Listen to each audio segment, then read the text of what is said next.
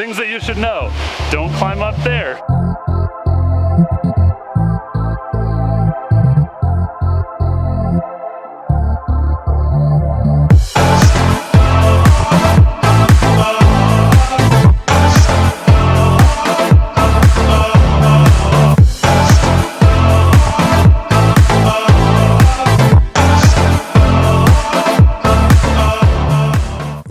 As you've already seen, Mark reviews places from another hike as a family. This one is one of the most popular hikes in Utah, not one of the best.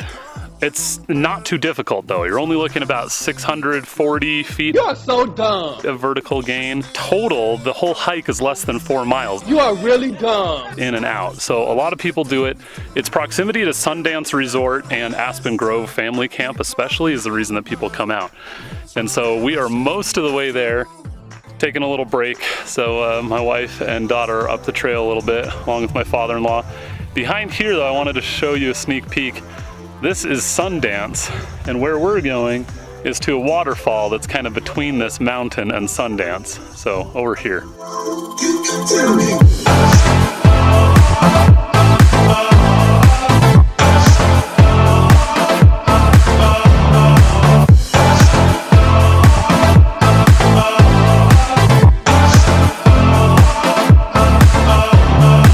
There's no way I would be climbing around on the rocks up there. It's not smart. So if I don't end up selling this footage to the local news, things that you should know. Don't climb up there. When you get to your destination, you're going to see kind of this rock outcropping. There's a sheer drop off at that point, and that's just right behind me where I am here. If you want to go down below the falls, you want to go away from the falls by a few feet and work your way down below, and you can actually get down to the base of the falls. That's fairly safe, but it's pretty steep and not recommended with young kids. I would recommend when you are approaching this main rock outcropping up here, keep a hand on your kids, keep a close eye on them, because there's a big drop off and it would be really easy to trip on the uneven rock surface and just tumble down into the falls. They might have to rename it after your child. So Freddy Falls or whatever, right? Don't become a statistic, be smart. So what do you need to know about the trail itself? This is a almost 4 mile out and back trail, so it's 2 miles each way. For real. To get to the falls. The best time of year, in my opinion, and I've hiked this is at least my 4th time. I've done it on snowshoes in the winter. I've done it in the spring when all the foliage is thick and lush and there are ferns and things, and I've done it in the fall now twice, and by far my favorite is the fall. I just feel like the colors and the aspen leaves everywhere and the temperatures are nice. If I were to recommend a time to come, I'd say like early October. We're probably a little bit late, maybe by just a week or two. So if we had come, a couple weeks ago, we would have caught the fall colors at their peak. So that would be my recommendation if I were to change anything. Make sure to bring water. There's a lot of sun exposure. I'm feeling sunburned. My son's cheeks are bright pink now. So make sure you have water on hand. I have mine right here, my favorite water bottle. Bring enough snacks, especially if you have young kids with you.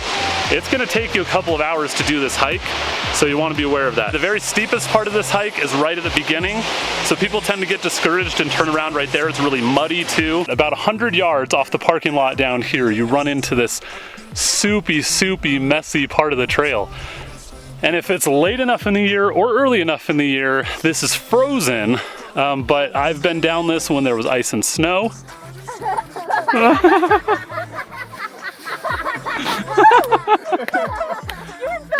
Oh yeah.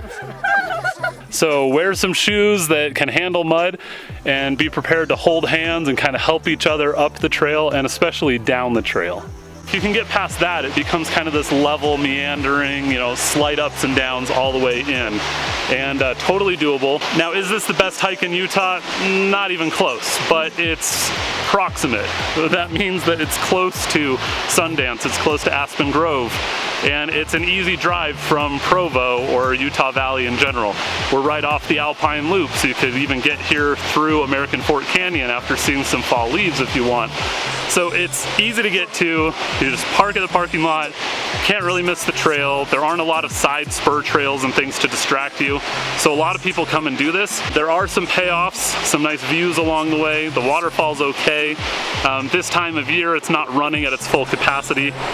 So you can see even behind me, water should be coming off the top of this cliff right here, and it's not. It's just kind of a trickle, but it is coming down decently lower down.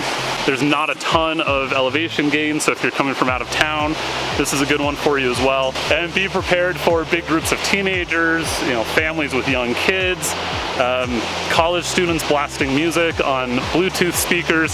So this trail couldn't really be much more different from the Silver Lake Trail I did a few videos back. If you're looking for solitude, go do that. Don't come here. But all that being said, that probably makes this a safe hike to be on. You're not gonna run into wild animals or sketchy people. It's a pretty normal hike. Okay, I have talked way too much and I wanna head back and get some lunch. So subscribe to this channel by clicking right here. And on this side, check out some of the other videos that I've done. Thank you for subscribing, and let me know in the comments below, what videos do you want me to do next?